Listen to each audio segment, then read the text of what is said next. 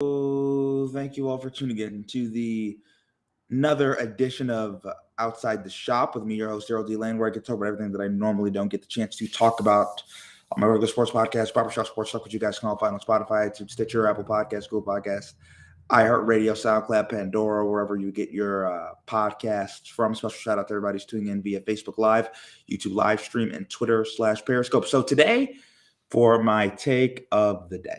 So Brian Flores has just been fired by the Miami Dolphins, bombshell in the NFL world. And everybody's shocked, but then it makes me think, hey, if an organization is, for lack of a better word, shit, bad organization, should it really shock any of you? Like, let's think about this.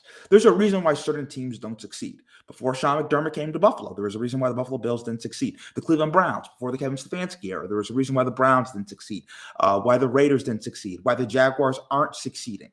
It's no secret. These teams are poorly run. They were poorly run. If you look at this, Detroit Lions, they're another example of this.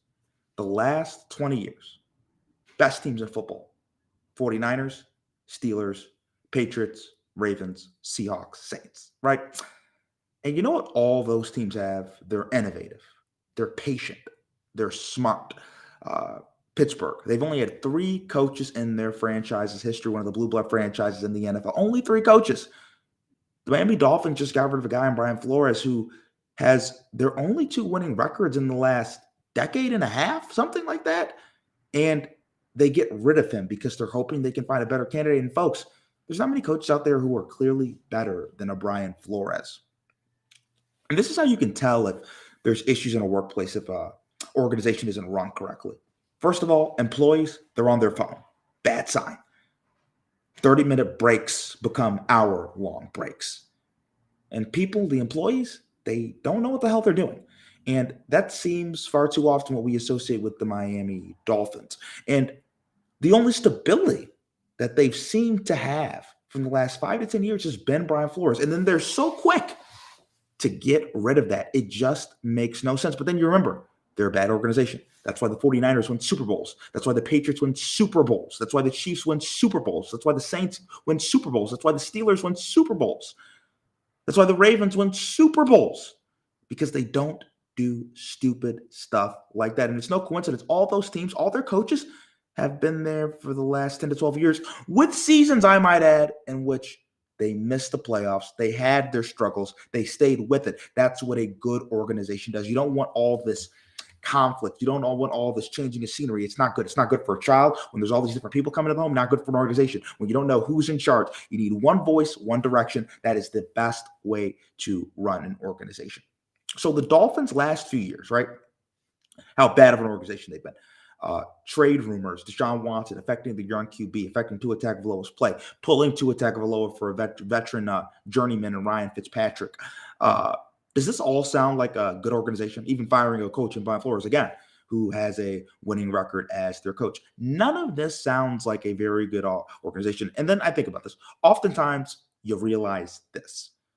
When you have a guy like Brian Flores who comes in the room, and you realize when the organization is being run like shit, it's being run like crap, he comes in there and he starts getting rid of people. He starts changing things up.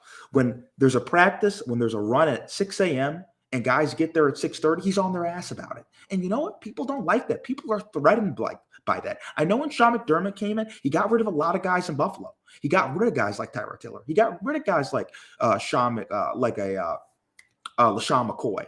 And it's not that necessarily they were bad guys. They just did not fit the program. He's turning things around. And lots of people don't like change.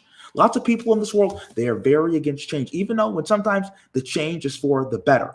Hey, when I say 6 a.m., instead of getting there right at 6 a.m., how about you get there 30 minutes early? It's little stuff that makes a big difference when you're building a program. And there's only been a couple things that the Miami Dolphins have been good at. We already know they botched the Tua draft pick. They should have got Justin Herbert. But let's look at all the wrong things they've done. So many to name.